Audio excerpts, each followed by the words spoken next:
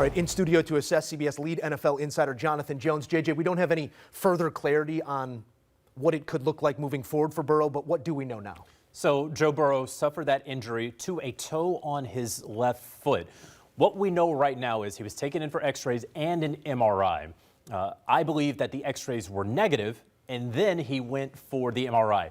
Do not yet have the results of that MRI. Zach Taylor, the head coach of the Cincinnati Bengals, after the win, had no further update on Joe Burrow. But you have to be concerned with the mechanism here, with everything that's going on, that a potential turf toe injury could be the main concern from what I understand. And look, we don't have the video of it, but after he got out of the MRI room later on, he was on a scooter. He was not putting any weight on that foot whatsoever. And when you look at the upcoming schedule for the Cincinnati Bengals, right, you got the Minnesota Vikings and the Denver Broncos are the next two games up. Road for both. Those defenses that Jake Browning, if you don't have Joe Burrow, will be going up against. So feel good about the win, but a lot of folks in Cincinnati right now holding their breath with Joe Burrow. You don't want to look too far down the road, but no respite in the form of a home matchup against the Detroit Lions and then a trip to the Packers defense, which might be the best in the NFL right now. We will obviously bring you all the latest on Joe Burrow here as it comes to us. Pat, I've always thought that turf toe, if it is that, sort of has a PR issue. It sounds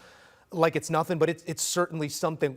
What is a player going through when they are suffering something known as turf toe? Oh, it's a big deal. Yeah. I mean, that's where all your pressure, your power, everything goes through your big toe on your foot. And when you have a turf toe injury, it can take a lot out of you. That's why Deion Sanders couldn't play majority of his career, especially when he was in Dallas, because he was dealing with a lot of those turf toes injuries. So this is a big deal. And the fact that he walked out of the stadium, left the stadium on a scooter, that's concerning. No pressure.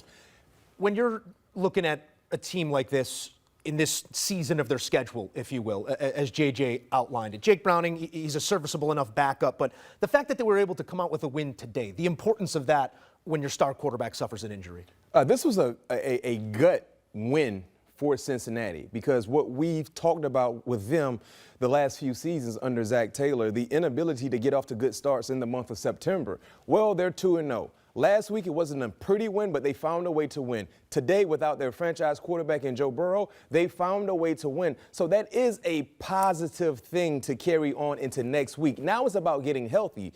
Now, if you don't have Joe Burrow, you still got to go out and compete because they found a way to win. So that has to be the main mindset throughout the locker room. With or without Joe Burrow, we believe we can win ball games. That's what playoff caliber teams do, because we know it's a long, long season, and the backup quarterback is not important until he is important. And Jake Browning became important today. He made some mistakes, but he delivered also. And the defense played really, really good football. They had opportunities to fold like we've seen in years past, but they stood up and they made the plays that were needed for them to be able to win this ball game. 2-0, they would have signed for that, but 2 and a toe.